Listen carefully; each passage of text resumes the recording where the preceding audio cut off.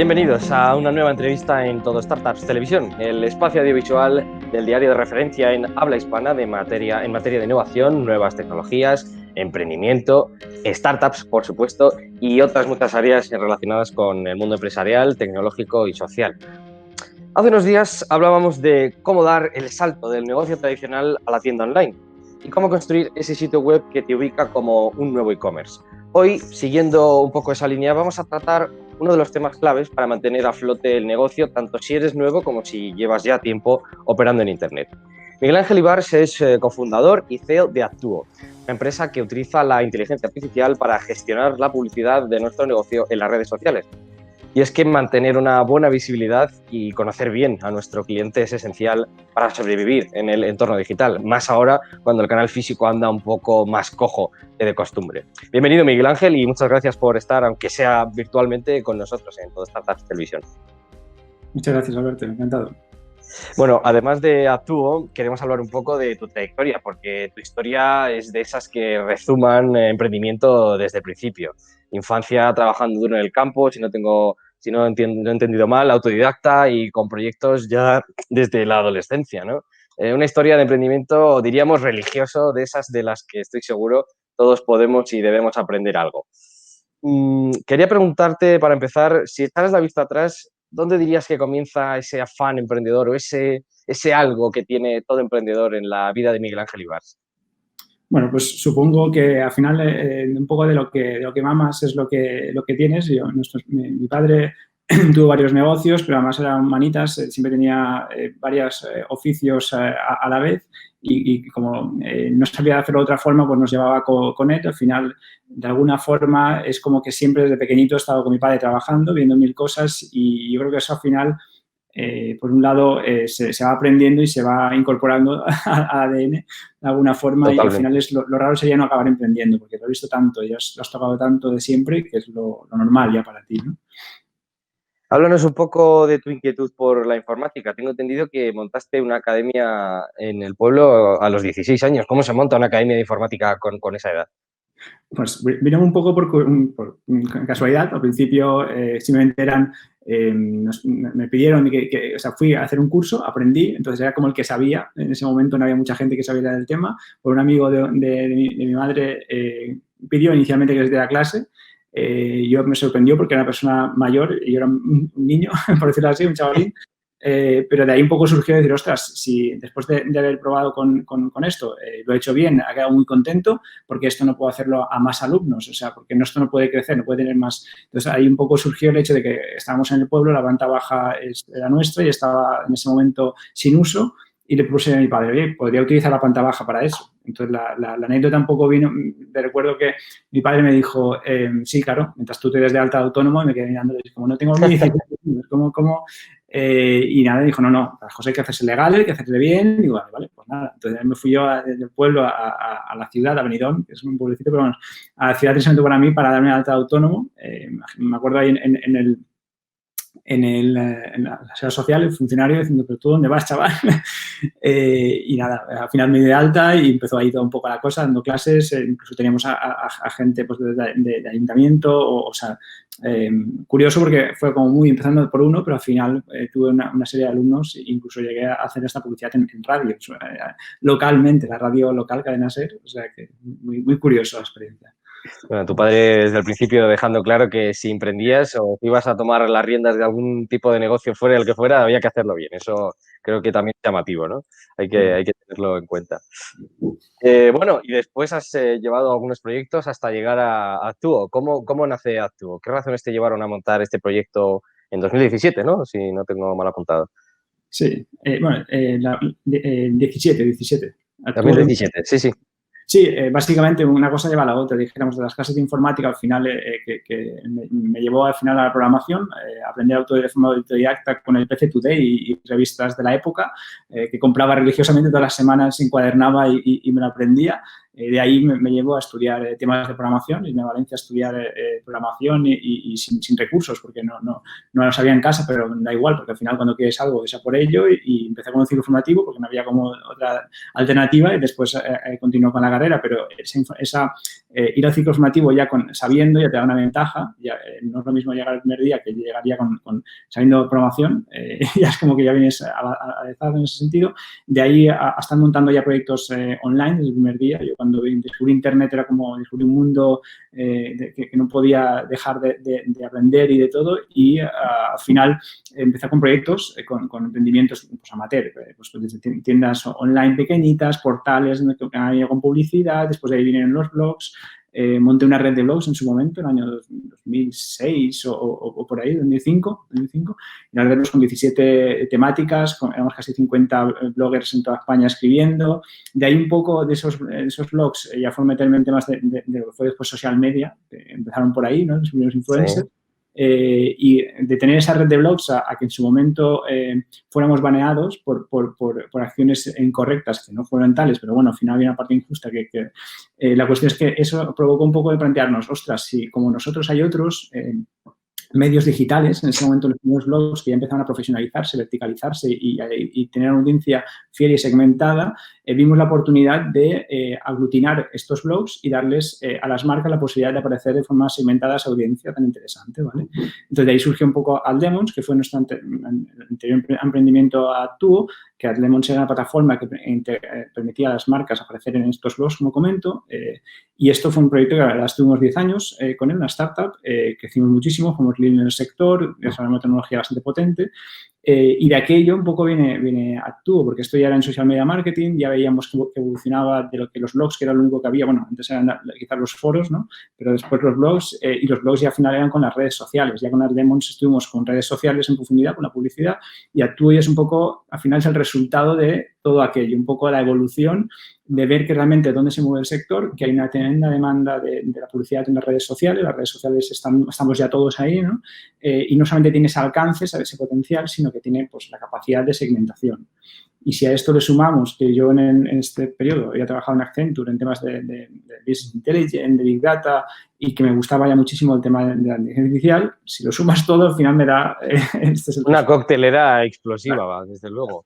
Bueno, podemos decir, resumiéndolo un poco, que tu trayectoria ha sido pasar de ser un proto-influencer, digamos, ¿no? En esos primeros blogs que se enfrentaban a acciones que parecían entonces dudosamente legales, pero que no lo eran, o por lo menos ahora hemos visto que no lo son. Luego ya pasaste a... Has dicho que recopilabas las revistas con las que te ibas formando. ¿Las conservas todavía? Sí, las tengo, vamos... Religioso, como decía, observando todo el camino. Y luego ya inteligencia artificial. Que tenía en ese momento, fíjate, estamos hablando en un pueblo hace un montón de años, la revista era mi fuente de información con el mundo. Poco después vino Internet en cuanto a que, Teleline y las primeras formas de Internet, dijéramos, pero hasta entonces era o las revistas o los libros, no había otra forma de tú coger esto. Y estaban también... Estamos hablando de HTML, o sea, que esto es, ha evolucionado muchísimo HTML, pero era el primero que ya te metía a hacer una página web y era como, ostras, esto ya lo he hecho yo, ¿sabes? Es como, Sí, podemos decir que has aglutinado todas las etapas que ha ido cogiendo la evolución de Internet, ¿no? Y hasta llegar a la inteligencia artificial. Has pasado de las revistas a la inteligencia artificial en pocos años, además.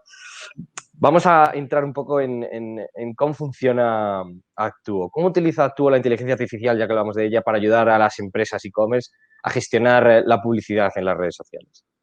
Sí, bueno, Actuo es la primera plataforma tecnológica pensada para que las empresas puedan, a pesar de su falta de recursos a veces y demás, de conocimientos y demás, puedan conseguir resultados gracias a la publicidad en redes sociales, ¿vale? Básicamente lo que hacemos es aplicar la inteligencia artificial en forma de machine learning, en este caso, para automatizar procesos y optimizar resultados. Al final, un cliente cuando llega al panel, en 30 segundos, indica cuánto quiere invertir, qué objetivo quiere conseguir, si son ventas, si son leads, si son tráfico web, y indican brevemente su audiencia, género de edad y ubicación. Con eso, el sistema hace absolutamente el resto apoyado con nuestro equipo. ¿Vale? ¿Y diferenciáis un poco en función del objetivo en qué red social concreta es más favorable? Por ejemplo, en Facebook, pues para hacer más anuncios y hacer clics, o en Instagram más imagen de marca, ¿o cómo lo hacéis? En principio partimos de todas las redes sociales, básicamente porque lo que se pretende es llegar al máximo alcance, pero sí que es verdad que el algoritmo, dependiendo del tipo de negocio, del estado en el que se encuentra, al público al que se dirige, si es más adulto, si es de una zona en concreto, si tiene unas preferencias, en ese sentido, el sistema va adaptando en cada caso lo que más le interesa. Como haría un experto por ti, el sistema lo implementa junto con nuestro equipo. Es lo primero que debe tener claro cualquier pyme o startup o pequeño negocio que acude a vosotros para plantear su publicidad en las redes sociales. Yo diría que con tener claro a quién se dirige, es decir, su producto para quién es más apreciado o quién lo prefiere en mayor medida o demás, con tener claro ese punto de partida es suficiente, porque a partir de ahí, y después evidentemente, ¿qué es lo que quiere conseguir? ¿Qué quiere conseguir? Pues quiere conseguir, tengo un blog, por ejemplo, y quiero conseguir más tráfico, o tengo un negocio físico y quiero traer más clientes, o tengo un e-commerce y quiero conseguir más ventas. Con tener claro quién es mi público y qué quiere conseguir, el resto ya queda lado de tú. Vamos a preguntarte una cosa que, en mi opinión, quizás sea un poco más polémica, pero creo que hay que preguntarlo en cualquier caso. Porque hablamos de publicidad, hablamos de redes sociales, pero a mí otra pregunta que me surge, y creo que no soy el único, ¿la publicidad y la privacidad son antítesis? Es decir, ¿debemos alcanzar algún tipo de punto intermedio para que ambas puedan convivir o las nuevas tecnologías como la inteligencia artificial, por ejemplo, ya lo han hecho imposible? Hay un debate legal detrás importante, pero también cultural. No sé tú qué opinas en este sentido, Miguel Ángel.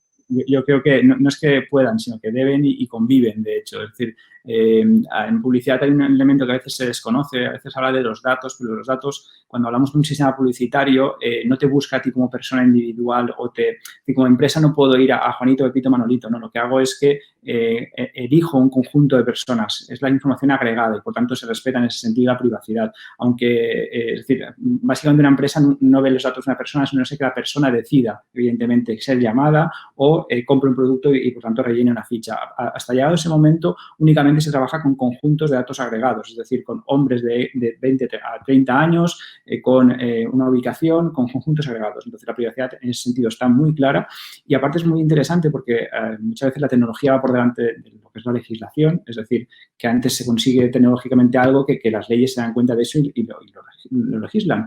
Y, a pesar de ello, cada vez más la ley está, dijéramos, adaptándose más rápidamente junto con la colaboración de las propias compañías. O sea, si hablamos, por ejemplo, de Facebook, han sido uno de los primeros que, a pesar de que muchas cosas son complejas y no es sencillo llegar a una solución, son los primeros que dan todo un abanico de posibilidades para que tú entiendas como usuario en qué momento, de qué forma, la transparencia. Añadir transparencia al proceso hace que cada uno seamos más conscientes y que tengamos la potestad de poder decidir cómo y de qué forma se usa nuestra información, la que cedemos, la que no, evidentemente.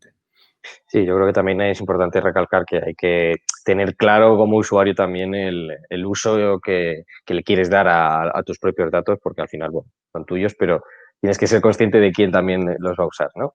Aparte, un poco como ahora con esto, el dicho de la responsabilidad individual y la conciencia individual del aspecto. Cuando hace un tiempo éramos muy inconscientes, yo creo que pasa el tiempo y desde la legislación europea, que es una de las más estrictas del mundo, al final nos hace conscientes en qué momento estamos haciendo qué, de qué forma, cómo queremos que siga siendo eso, ¿no? Sobre todo, yo creo que en el sentido de hacer una publicidad con datos agregados, como bien decías tú, y anonimizados, que no recojan tanto información personalizada, sino que se pueda segmentar y aglomerar, ¿no? De alguna manera. Sí, de hecho, Bueno, sí. No. La segmentación al final lo que permite justamente es uno de los grandes beneficios quizás de la publicidad digital y es el hecho de que al final pueda llegar un punto, es un poco la quimera que siempre se va trabajando cada vez más en que la publicidad no sea algo invasivo. A mí, yo cuando pongo la televisión o pongo y me impacta un anuncio que no me interesa, eso es molesto. Cuando, en cambio, estoy navegando y me llega publicidad que está relacionada con lo que estoy buscando, puede llegar a ser información. No deja de ser, dijéramos, una molestia para ser una utilidad, ¿no? Es un poco la idea. Bien, pues gracias por haber respondido a este tema, que a mí personalmente me parece que es algo que toca mucho con la publicidad y que también hay que llevarlo de la mano si queremos avanzar y evolucionar, ¿no? También hablamos de los clientes que tiene Actuo y en vuestra página decís que no necesitan tener conocimientos publicitarios como tal. Habláis de 4 perfiles principales: negocios online, locales, autónomos y agencias. Por poner un ejemplo concreto para que se entienda, la ferretería de mi barrio, por ejemplo, podría aprender a optimizar una campaña de publicidad ahora que no puede atender igual en su tienda oficial. ¿Y por Claro. qué se lo recomendarías? Claro, claro, totalmente. De hecho, en los tipos de negocio abarcamos prácticamente todo tipo de negocio, incluso negocios locales, como comentas, porque al final tienen un ámbito de actuación local, precisamente. Es decir, su segmentación está bastante clara y es gracias a esta tecnología es el canal o la vía en la que permite llegar justamente a este público. Hay veces que me ha pasado de que hay un restaurante debajo de mi casa y ni lo veo, aunque paso todos los días. Y me aparece en Instagram y de repente digo, leche, sí que está ahí, ¿vale? Es decir, es como que al final justamente el ámbito digital es el que nos permite conectar ambos mundos y evidentemente en este caso, aunque cualquiera, es decir, cualquier negocio sería factible no necesitaría, como indicabas al principio, optimizar la campaña. Justamente eso queda del lado de Actúo. El cliente únicamente, como indicábamos al principio, debe saber cuánto quiere invertir y qué quiere conseguir. Con tener eso claro y su cliente, ¿no? ¿Quién es su cliente objetivo? Con esos elementos básicos que todo negocio en principio debería saber, es lo normal, es decir, a partir de ahí el sistema hace todo el trabajo, no tiene que estar pendiente de esa gestión de la campaña, esa optimización, que cada día salen cosas nuevas en Facebook, tiene una complejidad añadida importante, entonces, y aparte como tú dices, una ferretería tiene que estar a sus cosas, no pendiente de la publicidad de Facebook, ¿no? ¿Habéis detectado algún perfil y algún objetivo o alguna finalidad concreta que se esté dando más con la que os llegan? ¿Algún perfil de cliente concreto que quiere X y que se esté dando más estos días tan Sí. señalados? Yo creo que estos días ha habido un poco, ha sido un cambio, ha sido un tiempo revulsivo en muchos aspectos. Hay negocios que, por lo que sea, no han podido continuar porque han tenido que bajar la persiana directamente, eso es así. Pero por otro lado, había dicho muchos otros que han tenido la posibilidad de convertirse en mixtos, es decir, online, offline, o llevar una parte del offline a online. Y había muchos otros que directamente en online han hecho el agosto, es decir, que al final ha habido incluso hasta un 50% de retorno de inversión en campañas. Ha habido mucho más consumo de redes sociales, curiosamente, porque claro, estamos más en casa, estamos más ociosos o incluso no utilizamos tiempo de transporte público, por decir así. Ha cambiado muchas cosas y al final esas cosas en casi todas ha beneficiado el estar incluso más conectados, el comprar más online, un cambio de hábitos. Hay mucha gente que nunca se ha planteado comprar online y que ahora ha comprado, veamos, como el que más. Entonces, todos estos cambios creo que han ayudado a digitalizar, tanto como consumidores como empresas.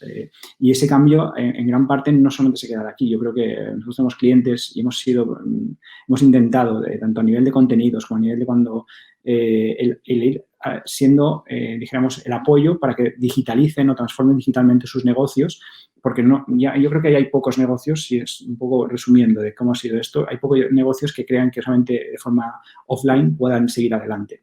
Ya saben que al menos tienes que tener la parte online, porque la offline puede ocurrir, puede haber otro rebote, no sabemos qué cosas puede haber y de repente no puede estar haciendo físicamente, pero el online lo tienes ahí. Por lo cual diríamos que es un poco irreversible, ¿no? Este cambio, este camino hacia lo digital, diríamos que ya va a ser permanente, ¿no? O al menos en el largo plazo. Sí. Bueno, hablabas de cambios y quiero preguntarte por los que tú también has vivido, porque has debido de aprender mucho en todas estas etapas que hemos ido diciendo desde las revistas envueltas hasta pasar a la inteligencia artificial. Y te quería preguntar qué has aprendido sobre todo durante tus primeros pasos como emprendedor o incluso en tu etapa más primigenia en el campo. ¿Qué consideras que has aprendido que te ha ayudado después en tu carrera profesional?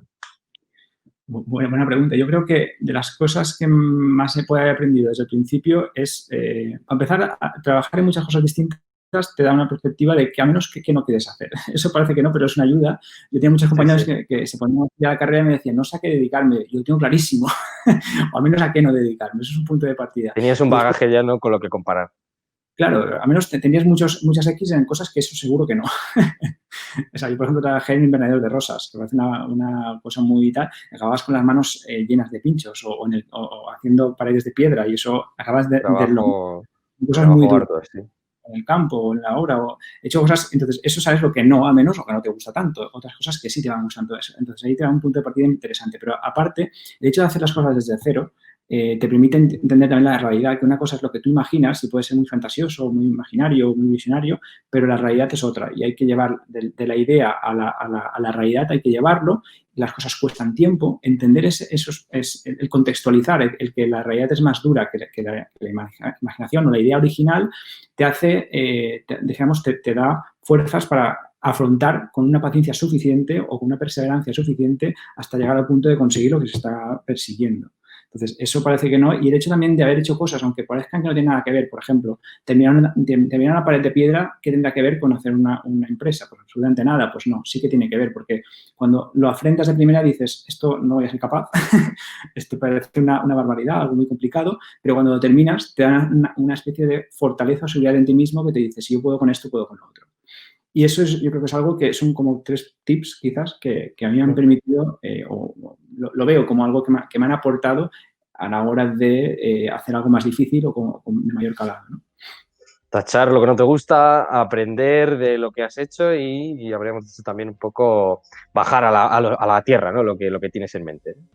Totalmente. Bueno, Miguel Ángel, yo estaría preguntándote durante mucho más rato porque creo que tienes mucho que contar de tu historia, pero quiero terminar con una última cuestión, más que para mí, como toda esta entrevista en general, para todos los que nos puedan ver. ¿Qué consejo darías tanto al negocio tradicional que salta al e-commerce ahora mismo o al que se lo está pensando ya y al futuro emprendedor en general? Sí, hombre, a nivel de transformación digital, el estar abiertos, porque las cosas cambian muy rápido, la impresión que tengo es que cada vez las cosas cambian más rápido y justamente uno de los valores que podemos, o ventajas que podemos tener es la adaptación, ¿no? Un poco lo de Darwin, el que mejor se adapta es el que mejor sobrevive, dijéramos, ¿no? Y a nivel de emprendedores, bueno, no sé yo quién pero vamos, básicamente la perseverancia que te decía antes de tener claro que las cosas cuestan y pico y pala, tener ideas claras e ir a por ellas, a pesar de todo lo que te va a venir, que siempre va a ser una montaña rusa y las dificultades van a estar ahí, siempre las va a haber, eso es normal y hay que ir ya preparado con el chip puesto para poder afrontarlas, ¿no? Muy bien, Miguel Ángel, pues por mi parte solo me queda agradecerte que nos hayas dedicado estos minutos para estar en Todo Startups Televisión y desearte lo mejor con Actúo y que sigas dando perseverancia y transmitiéndola a todos los emprendedores con los que te topes y con los que trabajes. Muchas gracias, igualmente. Gracias, Miguel Ángel. Ya lo saben, el diario Todo Startups pertenece al grupo educativo que componen el Centro de Estudios Financieros, el CEF, y la Universidad a Distancia de Madrid, la UDIMA.